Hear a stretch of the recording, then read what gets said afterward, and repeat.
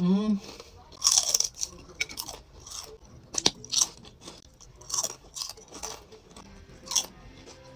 Sa mga kumari ko dyan na nagbabalak mag-outing, Mari, ito yung masarap na baunan habang nasa biyahe, tapos ang sarap din ito ipang puluts. Ito yung special Kelvin's Butcheron. Dalawang flavor yung in-order ko. Ito yung original and then meron din silang spicy. So, tara kumain tayo mga mini. Ito yung spicy. Napakabango. Meron tayong sukang suwak para sa lahat. Grabe, sobrang bango ng amoy niya mga Mari. Mas masarap nga siya kapag isasawsaw sa suka. Alam nyo, pwede din ipang ulam. Itong butcheron na to, napakasarap.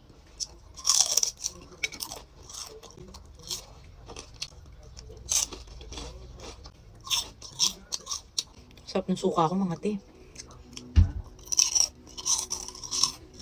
Basta kung magkakayayan man kayo mag-outing mga te, magbaon kayo nito, napakasarap niya ipang chicha. Sulit na kayo dito sa butcheron na to kasi sobrang mura lang niya.